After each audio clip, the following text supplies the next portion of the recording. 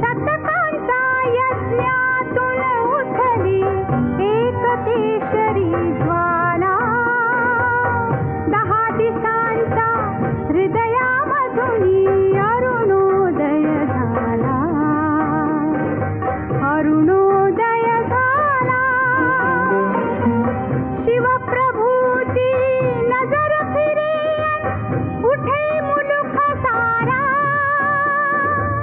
दिशा दिशा भेदीत धावल्या खडकाच्या धारा. हे तुफान स्वातंत्र्याचे, हे सुधार अभिमानाचे.